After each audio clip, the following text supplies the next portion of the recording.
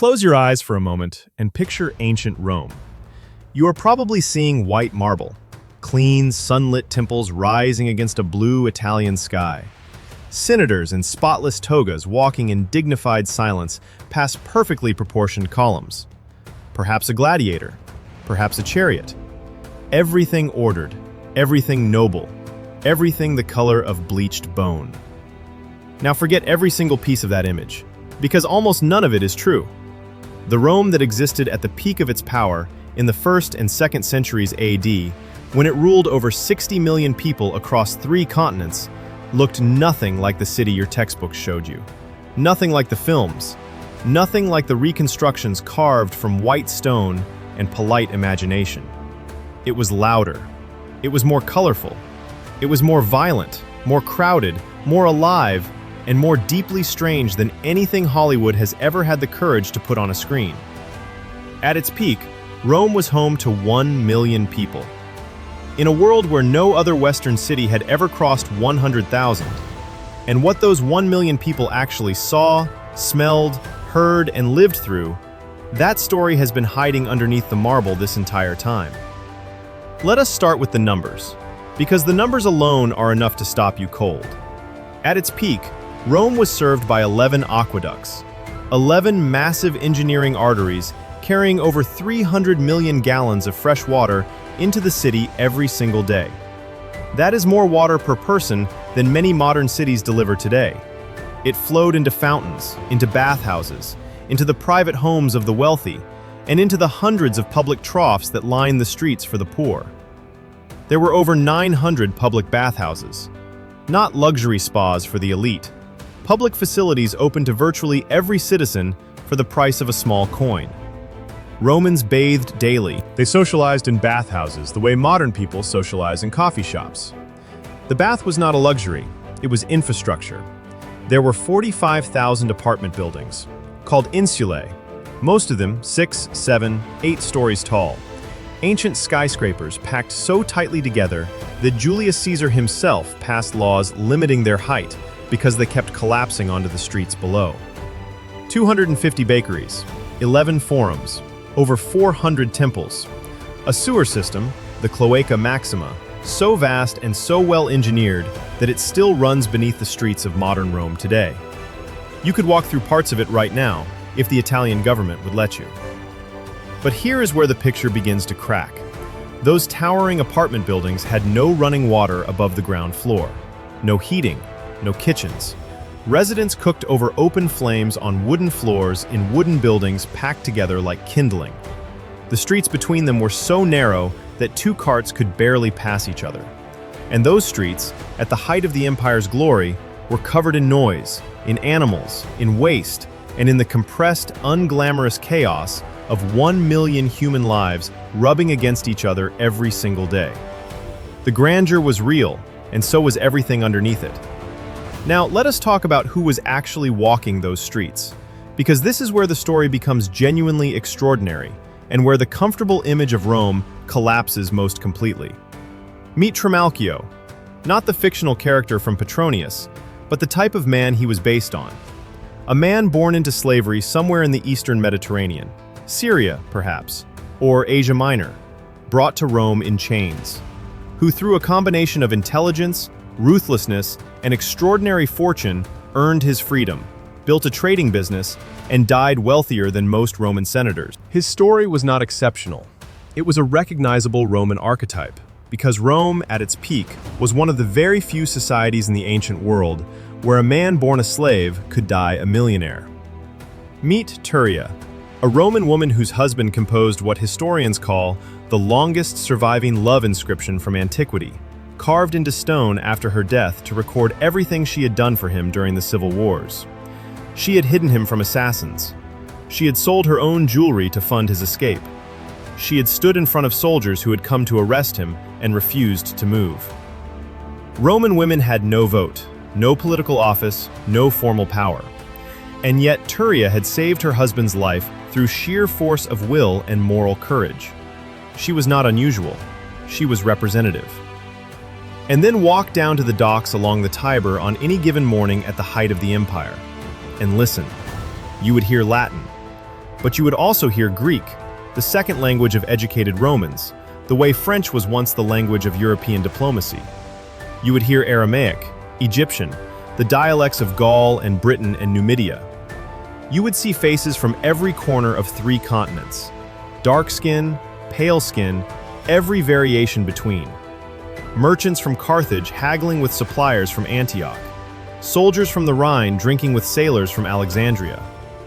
Rome at its peak was not an ethnically singular city. It was the ancient world's most chaotic, most cosmopolitan, most relentlessly diverse metropolis. People did not come to Rome despite its chaos. They came because of it. Because in that chaos lived opportunity of a kind that existed nowhere else on Earth. That city, loud, crowded, unjust, and electric with possibility, was the real Rome. And it was about to put on the greatest show the ancient world had ever seen. Imagine you are standing in Rome on a games day. Morning in the 2nd century AD. The height of the empire. The peak of everything. You smell it before you see it. The Colosseum holds 50,000 people. And 50,000 people, packed into stone tiers under an Italian summer sun, produce a smell that no historian has ever quite found the courage to fully describe. Sweat. Food vendors selling roasted meat and honeyed wine from carts outside the gates. And underneath all of it, drifting up from the hypogeum, the vast mechanical basement beneath the arena floor, the unmistakable smell of animals. Lions, bears, rhinoceroses, creatures that most Romans had never seen before in their lives, hauled from the furthest edges of the empire specifically to die in front of a crowd. The arena floor above was not dirt, it was sand. The Latin word for sand is arena. The building took its name from what covered its floor, because sand was the most efficient material for absorbing the blood that the spectacle produced in industrial quantities. Now walk away from the Colosseum. Walk through the Forum Romanum at midday. This was not the silent field of broken columns you can visit today. At its peak, it was Rome's beating commercial and political heart. Lawyers arguing cases in the open air, their voices competing with fishmongers and money changers, and street philosophers shouting their competing visions of the good life. The temples surrounding the Forum were not white. This is perhaps the single most important thing AI Reconstruction has revealed about ancient Rome. And it genuinely changes everything about how the city feels. The temples were painted. Vivid, almost aggressive color. Red columns, blue friezes, gold leaf catching the sunlight on pediment sculptures. Green and ochre decorating every surface that a modern visitor now sees as bare stone. Rome at its peak was not a city of dignified white marble. It was a city of color so intense it would look garish to modern eyes. It was loud with pigment, the way it was loud with sound.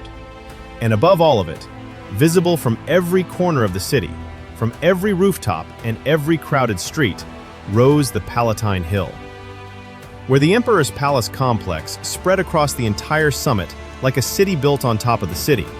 Its terraces, its gardens, its audience halls large enough to make visiting kings feel like children standing in a doorway. The Romans did not build the Palatine to be comfortable. They built it to be seen. None of what you just imagined happened by accident. Behind the spectacle, behind the crowds, behind the color and the noise, and the impossible scale of 1 million lives compressed into a single city, there was a machine. And that machine was so precisely engineered, so ruthlessly practical, so quietly brilliant, that modern civilization is still running on parts of it today. Start with the concrete. Roman concrete, opus cementicium, was mixed with volcanic ash from the region around Pozzuoli. And something in that combination produced a material that does not merely resist the passage of time, it gets stronger with it. The chemical reaction between the volcanic ash and seawater actually causes the concrete to continue hardening over centuries. The harbor structures Romans built 2,000 years ago are more structurally sound today than when they were first constructed. Modern engineers have spent decades trying to fully replicate the formula. They have not succeeded. Then there is the law. Rome did not hold its empire together with soldiers alone. It held it together with paper, with contracts. with a legal framework so sophisticated that it recognized the difference between criminal and civil offenses, established the concept of innocent until proven guilty, and codified the rights of individuals against the power of the state. Today, over 150 legal systems across the world, including those of France, Italy, Spain, and every country they ever colonized, trace their direct ancestry back to Roman law.